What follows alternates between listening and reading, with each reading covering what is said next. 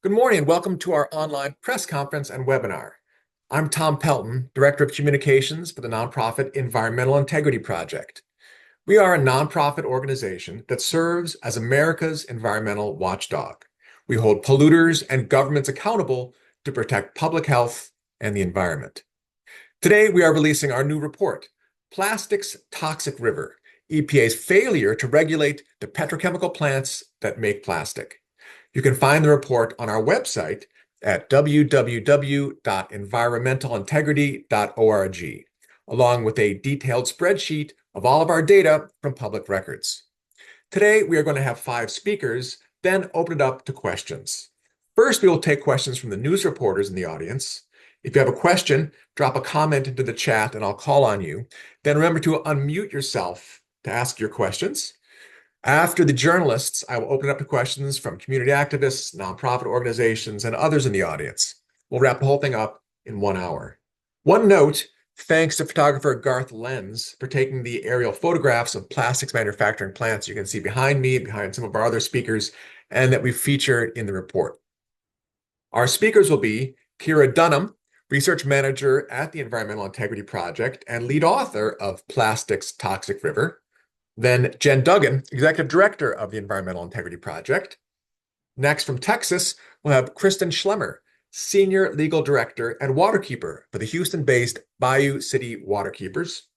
From Louisiana, we'll have James Hyatt, Executive Director of For a Better Bayou. From West Virginia, we'll have Autumn Crow, Deputy Director of the West Virginia Rivers Coalition. So first we'll start with Kira Dunham, Research Manager at the Environmental Integrity Project. Go ahead, Kira. Hey, thanks, Tom. Can everybody see my screen? Yes. Great. Thank you for everyone for joining our call today. Cheap natural gas and oil has fueled rapid growth in the plastics industry in recent decades, and we know that it's continuing to grow. But the plastics industry comes with a large environmental footprint. We've seen plastic waste littered throughout our environment, significant greenhouse gas emissions, microplastics that contaminate our water, food, and bodies. And while it's easy to think that these huge, complex industrial facilities are well regulated, and some people would even argue over-regulated, that's simply not the case. Some pollutants in wastewater have actually gone unregulated, which we highlight in our new report, Plastics Toxic River, spotlighting the wastewater pollution from industrial facilities that manufacture common plastics and their key ingredients. Our report focuses on 70 facilities that make common plastics like polyethylene, polypropylene, PVC, PET, and other plastic resins, or the key ingredients used to make them. We limited our analysis to those plants that dump their wastewater directly into our nation's waterways. We spent the last year collecting and analyzing public records and industry reported data.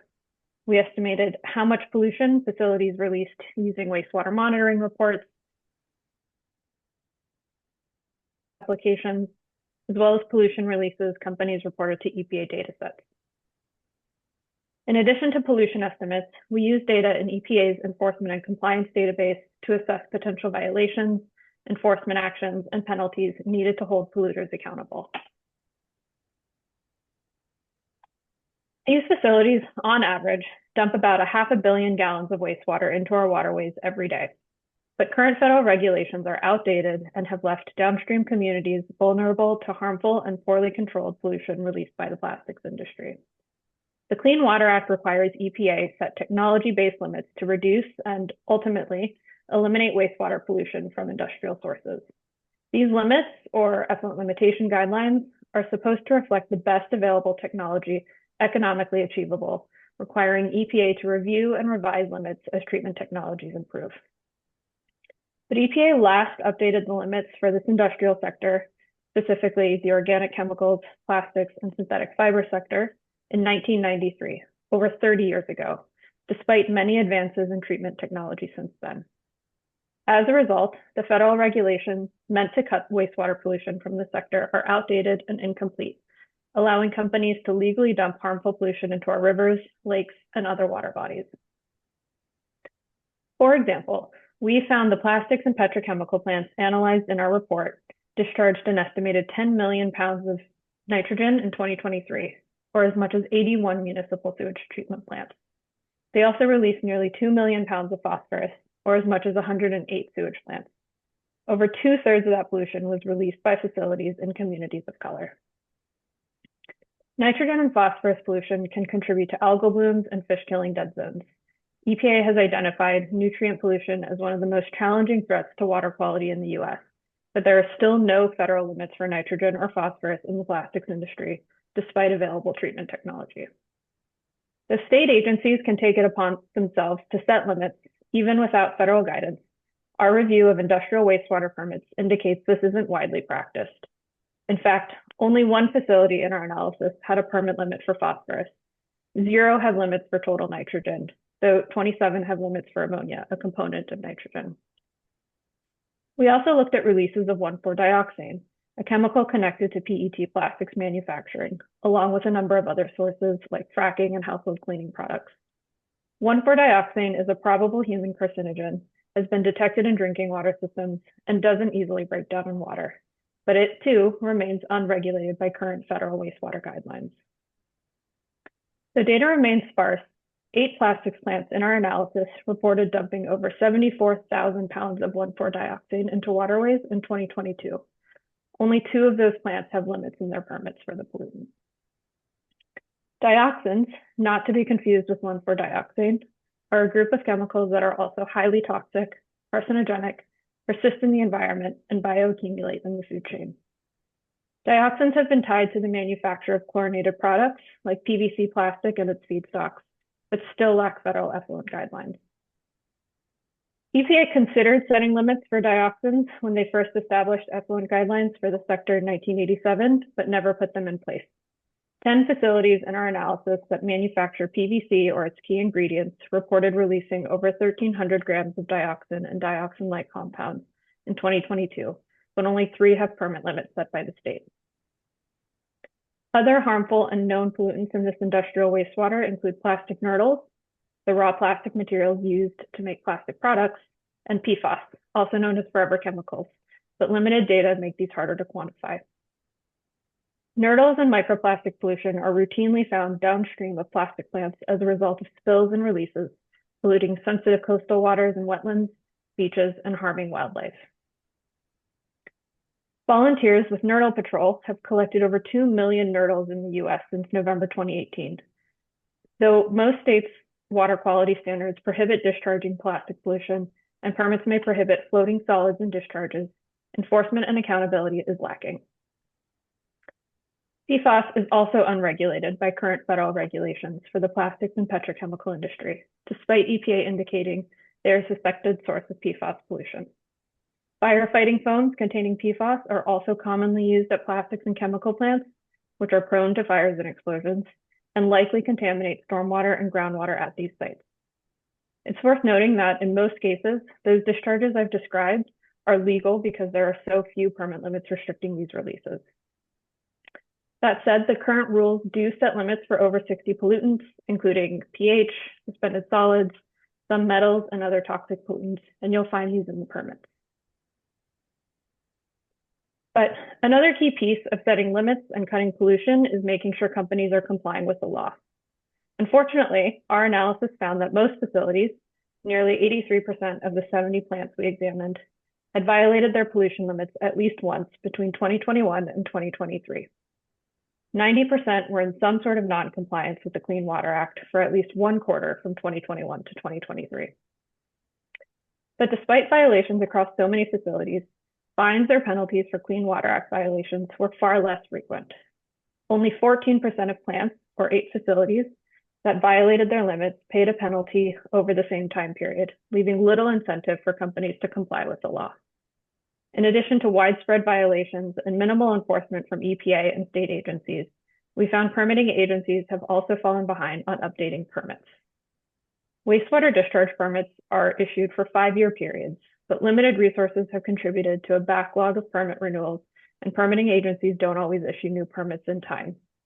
As a result, facilities are able to discharge wastewater under old expired permits tagged instead as administratively continued. 40% of the plastics plants in our analysis were operating under administratively continued permits. 4 of which expired more than 5 years ago. Why does this matter? By failing to issue new, updated permits, facilities continue dumping pollutants without accounting for changes in water quality, new treatment technologies that could improve performance, and the public is deprived of opportunities to comment on draft permits and advocate for stronger ones.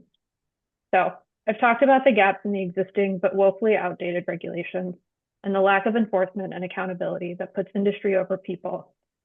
All of this delays progress in cutting the harmful pollution the plastics industry dumps into our waterways, putting our drinking water at risk, contaminating fish, contributing to harmful algal blooms and environmental degradation, and threatening communities and public health.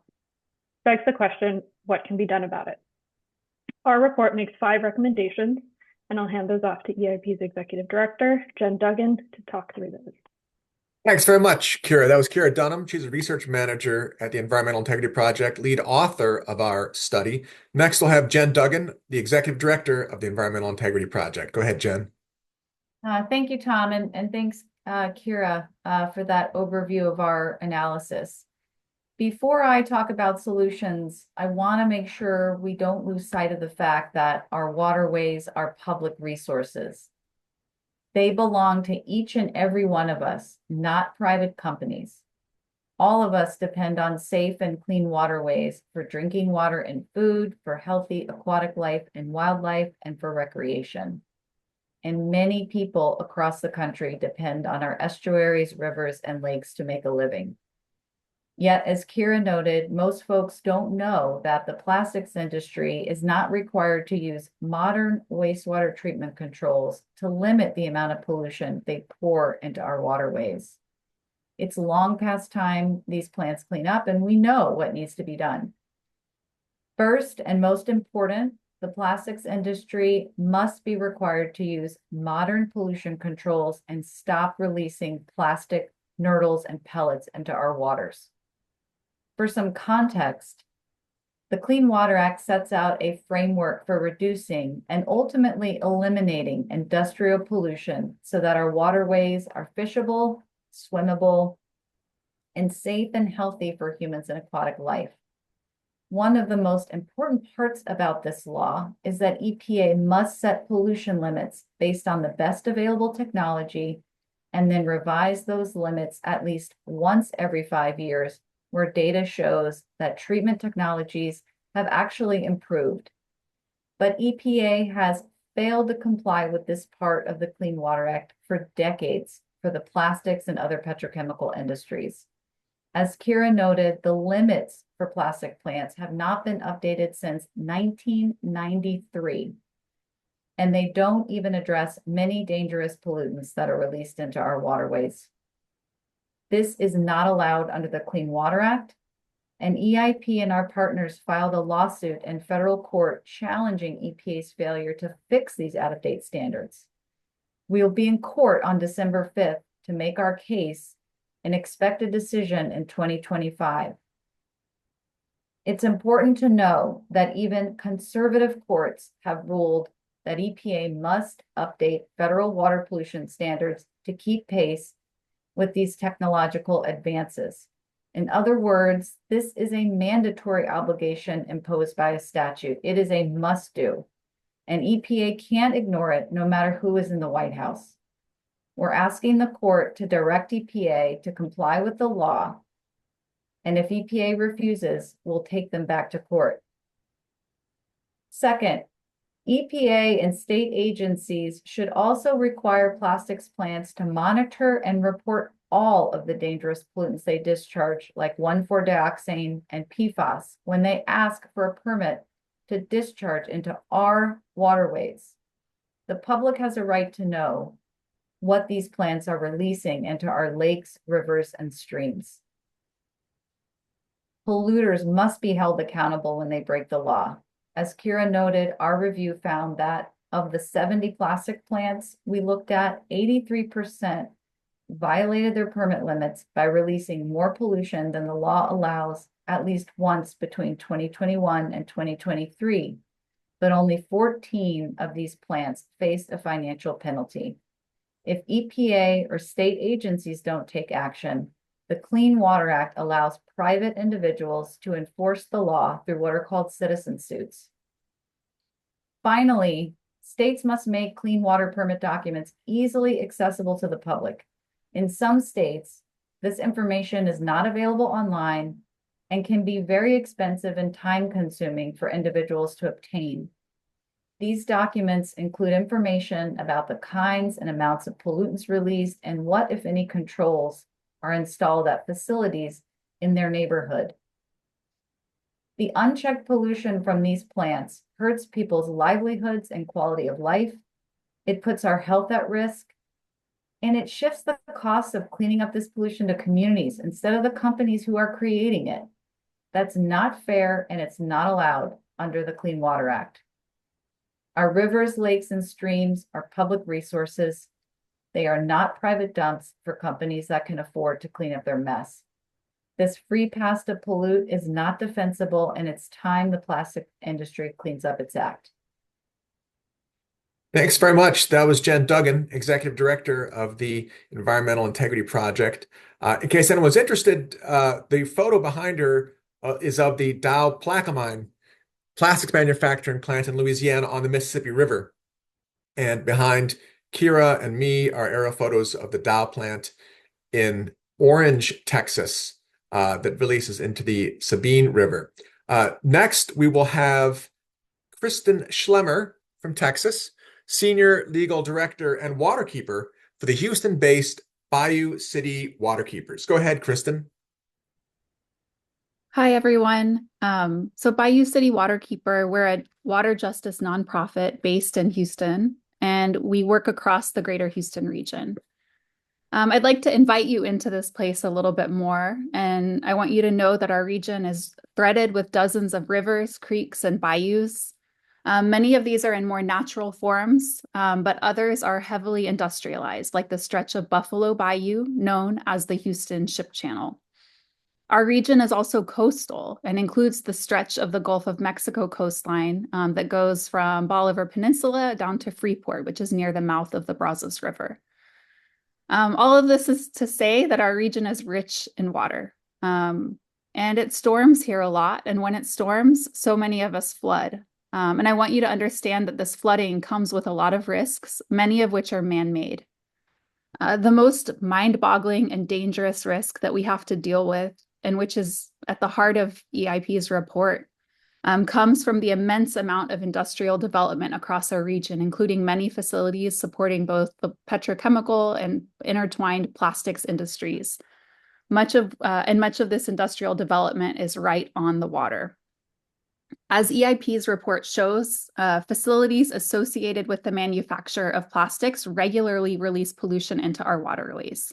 Whether we're talking about Dow's Freeport facility on the Brazos River close to the coast, Occidental's vinyl chloride facility in LaPorte near the Houston Ship Channel and Galveston Bay, or Chevron Phillips's complex in Baytown on Cedar Bayou.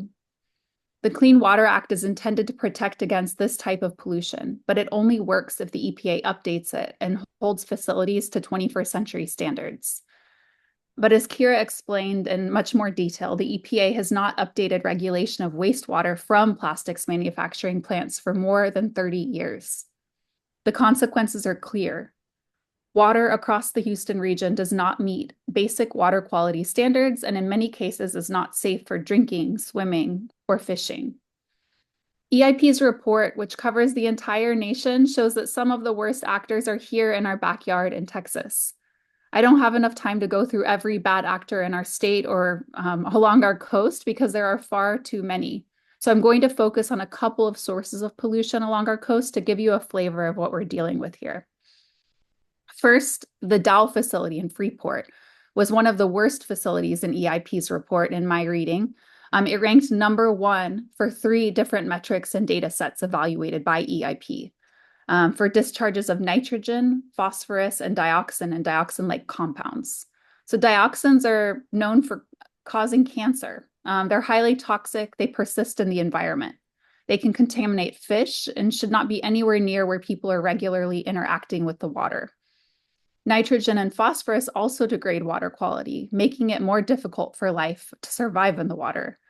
Yet these are exactly the things that Dow Freeport Dow's Freeport facility was found to have discharged into the Brazos River, which is upstream from popular fishing spots, as well as Surfside Beach, which is a busy beach where people swim year-round.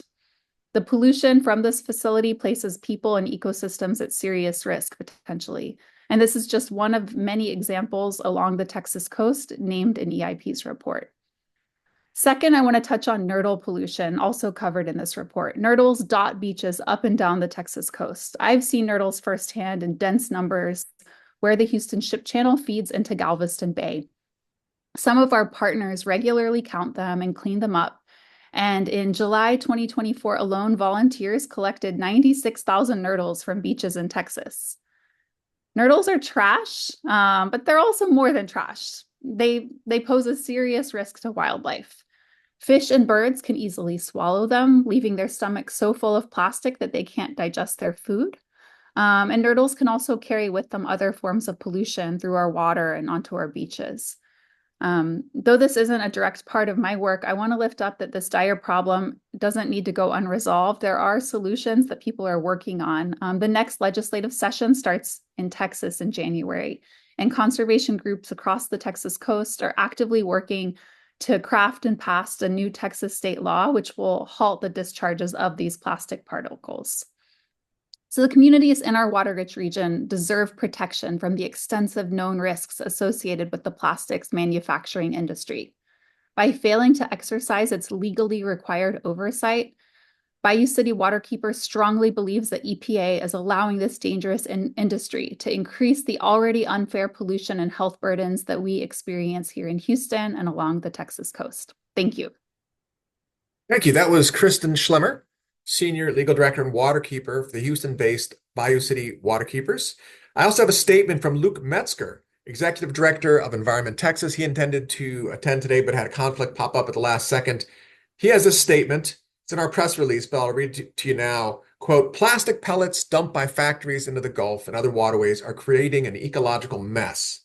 We need lawmakers to stop plastic pollution and ensure clean water and healthy wildlife, unquote. That was from Luke Metzger. Reporters out there may have questions as we go along. We'd love to have your questions at the end. So if you think of a question, just drop a little note into the chat or into the Q&A section. Say, I have a question, and at the end of it all, I'll call on you and unmute you and get your questions. But think of your questions because we'd love to have some back and forth. Next, we have from Louisiana, James Hyatt, Executive Director of For a Better Bayou. Go ahead, James. Yeah, thank you so much. Thank you for this report. I am from Southwest Louisiana in Lake Charles. I'm a third generation former oil and gas worker. My grandfather worked on pipelines, and my father retired from a refinery, and I worked at a refinery for about a decade. The most upsetting thing listening to this report and listening to the readout here is that the government, the EPA, the regulatory apparatus in this state, the DEQ, are tasked with protecting people. And instead, what we have seen is that the regulatory apparatus only protects the industry. In our part of the world, in Calcasieu River, that is also converted into a ship channel, has many bayous that empty into it in the estuaries. Louisiana is known as the sportsman's paradise. This is the place where you can go and you can catch fish, you can catch your meal. Right now, you can. It's so abundant with wildlife. Unfortunately, because of decades of unmitigated pollution, we have a Calcasieu River that has a seafood advisory that tells you not to eat any crab fat or limit your consumption to 2 meals a month, and not to eat any catfish. This is completely unacceptable.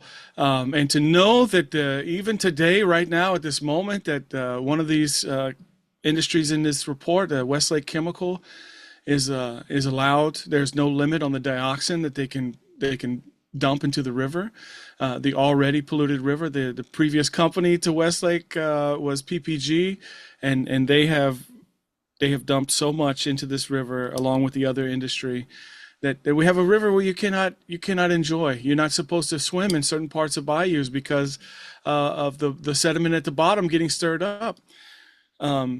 we went out fishing. I was able to bring Tom out fishing here earlier this year, and at the dock that we left from, there's no sign that says about the seafood advisory, about the limits of consumption for people.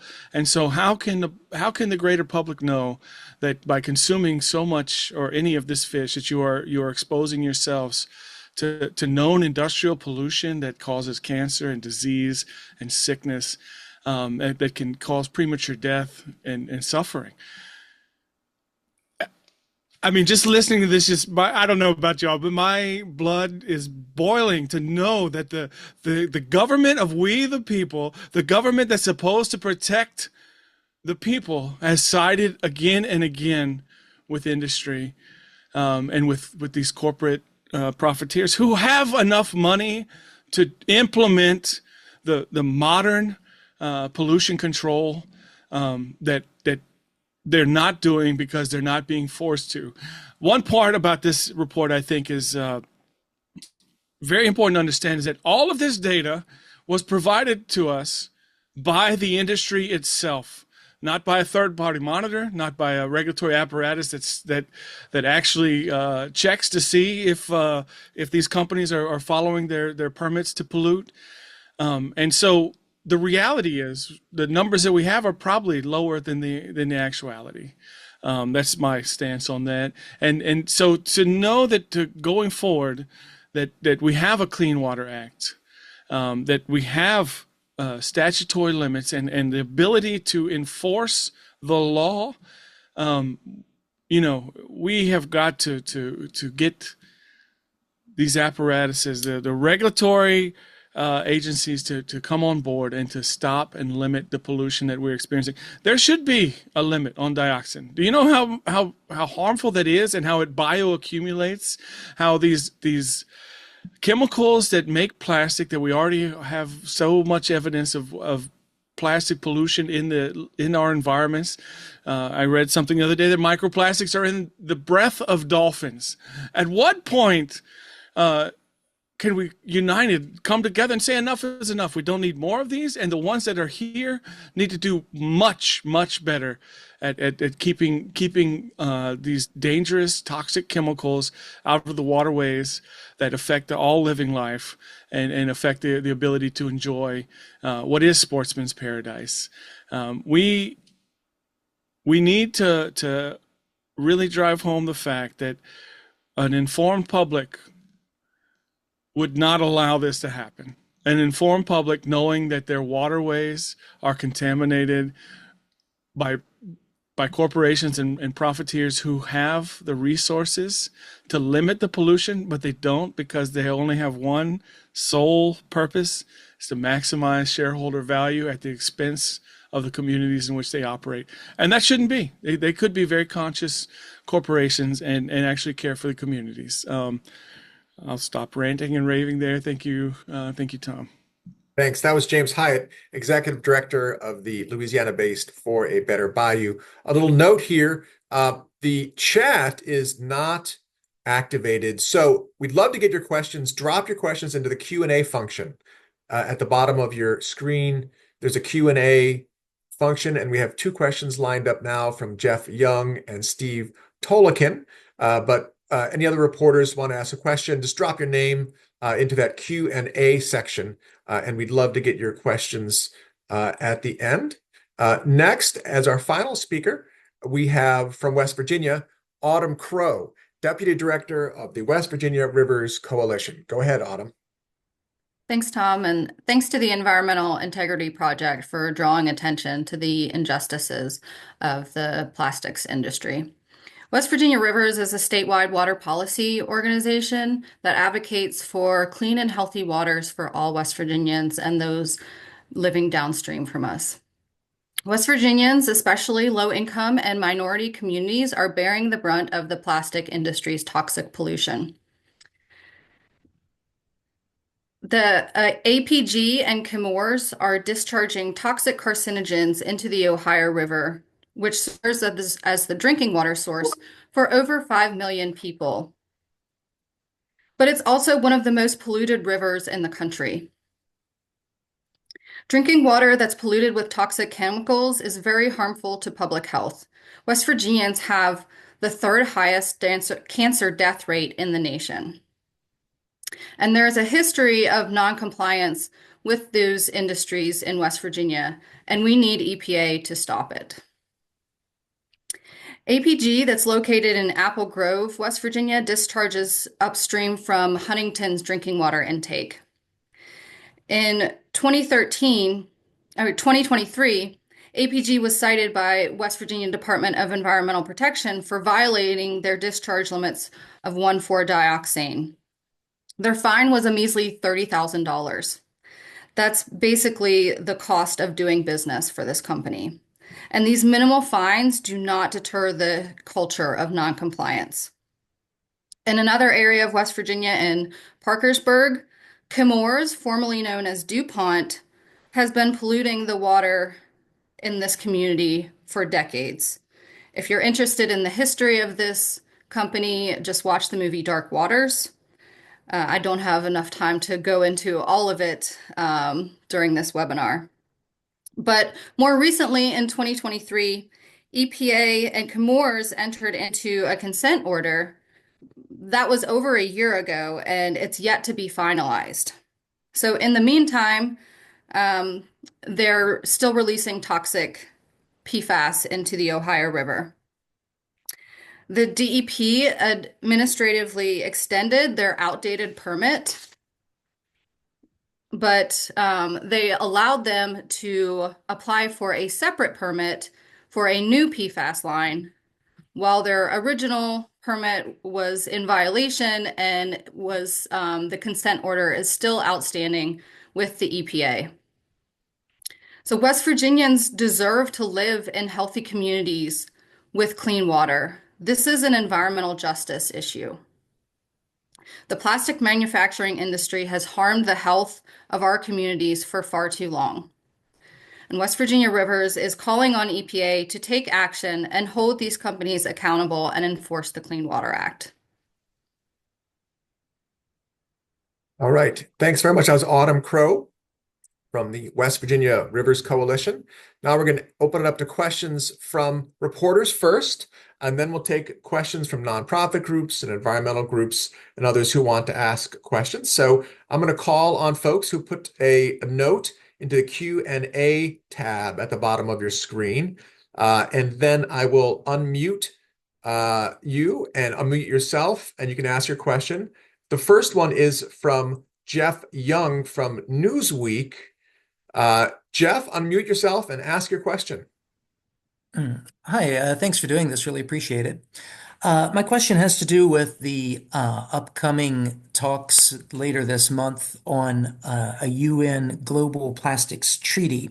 And I'm wondering if you see any overlap or intersection between the remedies for plastic waste that are under consideration for the Plastics Treaty and the issue that you're describing here with direct water pollution from these facilities. Are there specific outcomes from the treaty that you are hopeful might help address the waste issue that you're thinking about there from these facilities? Thanks. Jen Duggan from EIP, you want to tackle that one? Sure. I'm happy to start. I think that the plastics treaty is incredibly important. There is overlap in terms of the goals of trying to minimize new plastic and better manage, the existing plastic that is in circulation, that's in use right now. I think the important thing to note, though, is that it will not directly address the discharges of these harmful nutrient and toxic water pollutant from these plants anytime soon, if at all. And so we already have a great law on the books that, if it were to be implemented, would require dramatic reductions in discharges from these plants simply by requiring these companies to put in place modern pollution controls that have been available for decades. That answer your question? Yes, thank you. Uh, our next question is coming from Steve Tolikin of Plastics News. I'm going to unmute you, Steve. Unmute yourself and ask your question. Okay, great. Thank you for the press conference. I guess if I could ask two questions. Do do other industries have the same problems around lack of enforcement of wastewater discharge, or is there something, unique about the plastics industry in your research? And then just it broadly, maybe it's kind of a basic question. Why do you think the EPA has been so ineffective at regulating these wastewater emissions? I don't know if you have any context you could provide around that. So thanks. Jen Duggan, the VIP. Sure, I'm happy to answer that question. It's a great question.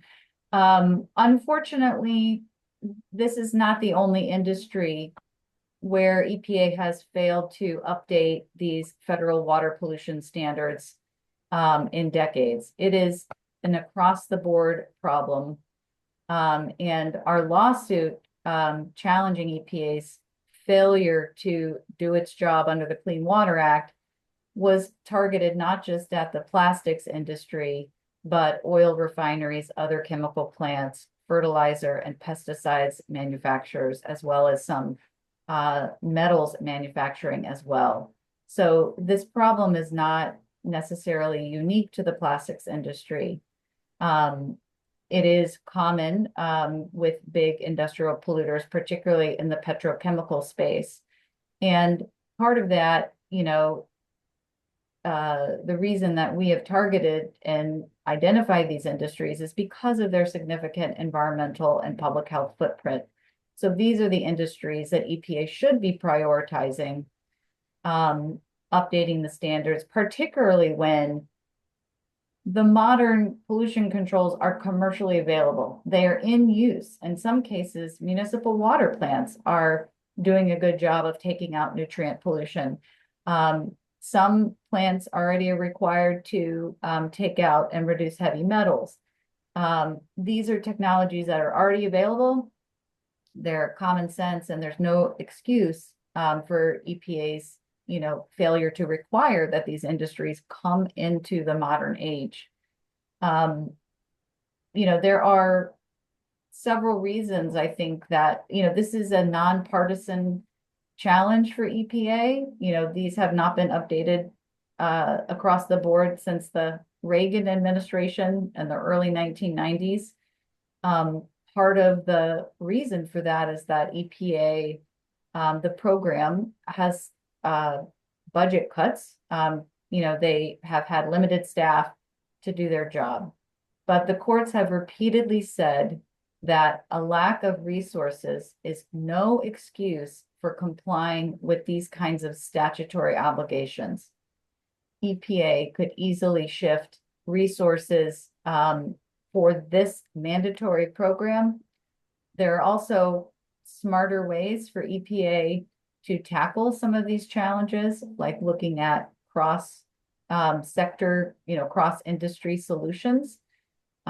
So there is absolutely no excuse for EPA's failure to get the job done and require these big industrial polluters to use modern pollution controls that really can dramatically reduce the amount of pollution, between 50 and 95%, depending upon the pollutant. So this would be a significant improvement in water quality for downstream communities and for the environment.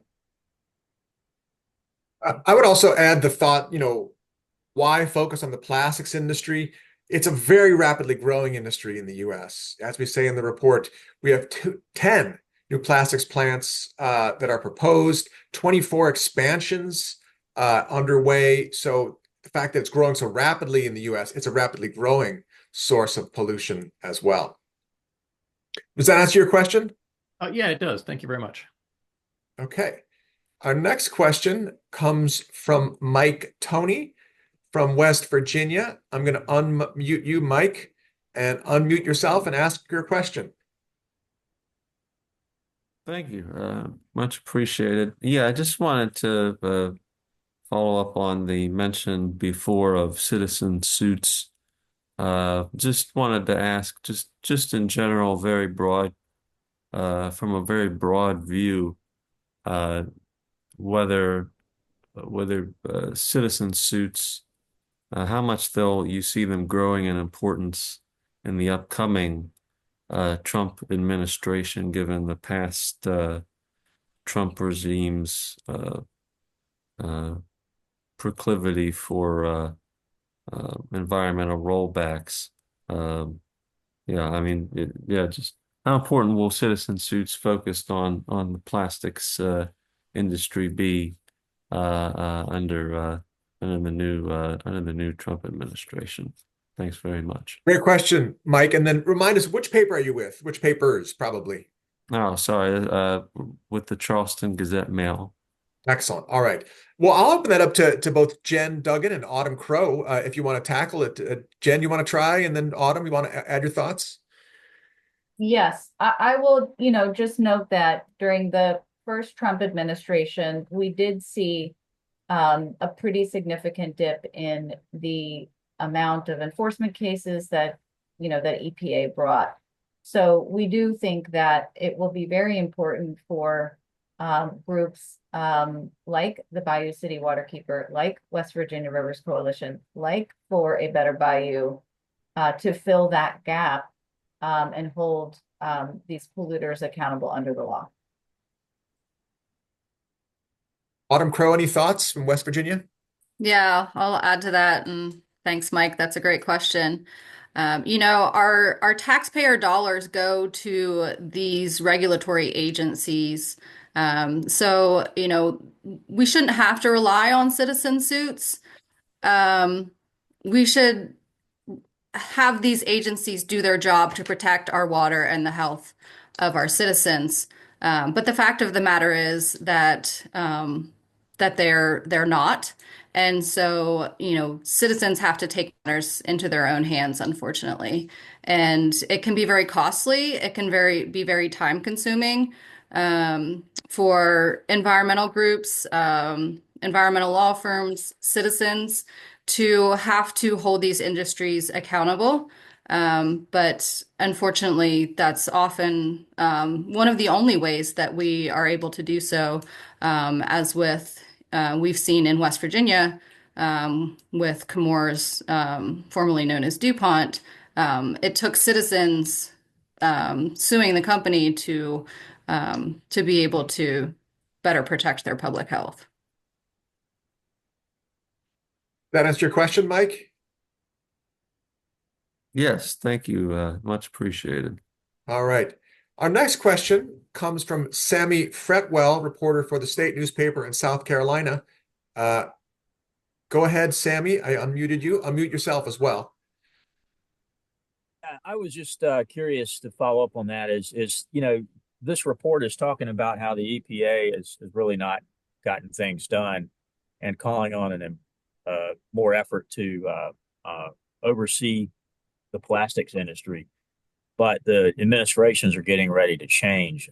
Is this report one that has a nice idea to it, but is it realistic that anything is going to change given the change in administrations? Jen Duggan? Sure, that's a good question, Sammy. I think what's important here is that no matter what Trump's plans are, Trump cannot unilaterally waive away these kinds of mandatory statutory requirements. So this is a must-do under the statute. And courts have generally had little patience for agencies that don't comply with these kinds of mandatory obligations. And the Clean Water Act has a very clear mandate that EPA update these water pollution standards to keep pace with technology.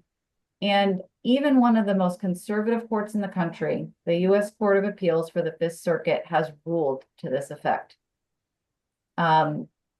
We're in this fight for the long haul. There is way too much at stake for downstream communities and for our waterways. And our case now is in the courts. If we win, EPA will have to follow the law. And if they don't follow through, then we're prepared to go back to court.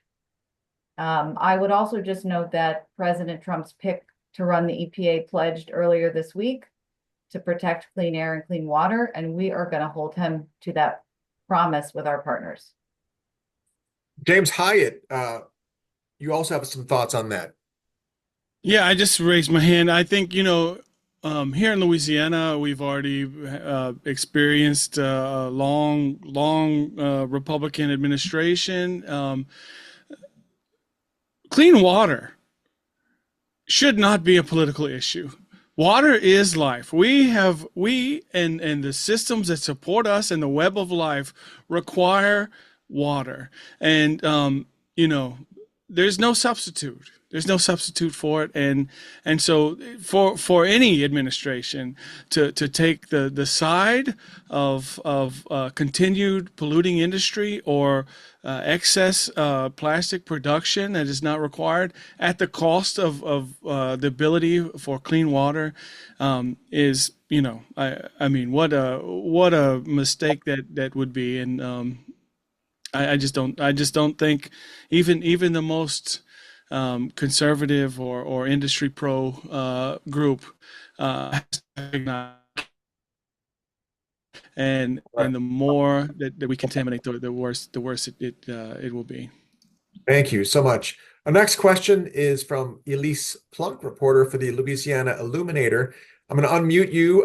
Elise, if your microphone works, ask your question. If not, I can read it. Go ahead. Elise, why don't you try asking your question? Gotcha. Is my microphone working? Yeah, it's working. Excellent. So I was just wondering if you guys had any information offhand about how many of the 58 out of the 70 plants in violation of their permits were in Louisiana, and how many outdated permits were specifically for Louisiana. Thank you so much. We have that information. Kira, is that? Ready.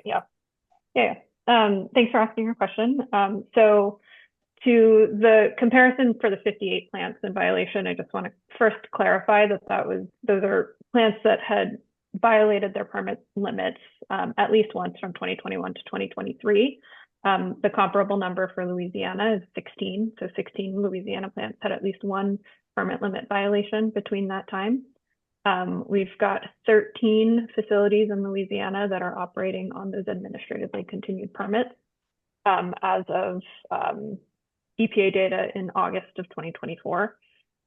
Currently, which I think might be the question that you were getting at, I would say that I've got 12 facilities in Louisiana were in non-compliance with the Clean Water Act as of August 2024, according to EPA data.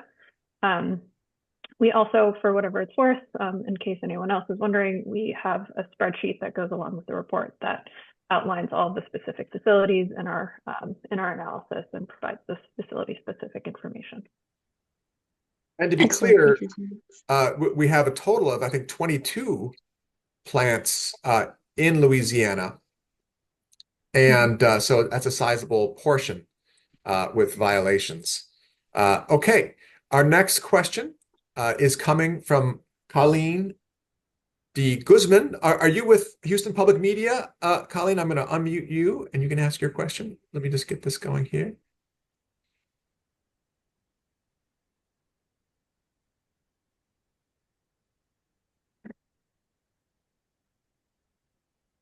There we go. I'm going to unmute you and go ahead, Colleen. Colleen, are you there? Oh. Okay, so she's having trouble with the unmute button. She asks the question, could a summary also be given on plants in Texas? We definitely have that information, and we can give it to you right now if Kira has it. If not, we can follow up with you. Kira, can you give a breakdown of Texas plants? Yes. So we have 30 plants in Texas that we included in our analysis. 28 of those facilities, so 93% of Texas facilities had at least one permit limit violation from 2021 to 2023. It looks like 9 facilities had administratively continued permits as of August 2024. And then that last piece, 18 facilities were identified as being in non-compliance with the Clean Water Act as of August of 2024. All right. And, there's a spreadsheet in the report. You can link on it and look at all of your states to get the breakdown. And Colleen, I know you work for the radio station. So if you need a follow-up interview, a phone interview on that point, we can definitely set it up today to help with the sound on that. Okay. So now we're going to open up to questions from anyone in the audience. I know we have a number of nonprofit groups in attendance today, environmental activists and clean water activists from all over the country. Anyone want to ask a question? Go ahead and drop a note in the Q&A.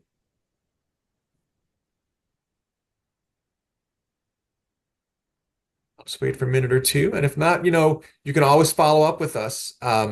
You can reach me via email, Tom Pelton at tpelton@environmentalintegrity.org, or you can call me with any question at 443-510-2574. And it looks like we've answered our questions. Oh, Sammy, do you have another question? No? No, that's it. Okay, cool. All right, then. Well, thank you to everyone for your participation and your questions for today's event. We're going to have a tape available online, posted on our website, if you need to have the audio from this presentation. If you have any other follow-up questions, shoot me an email, as I mentioned, at tpelton@environmentalintegrity.org. The report's available on our website, www.environmentalintegrity.org. And thanks to everyone, and have a great afternoon.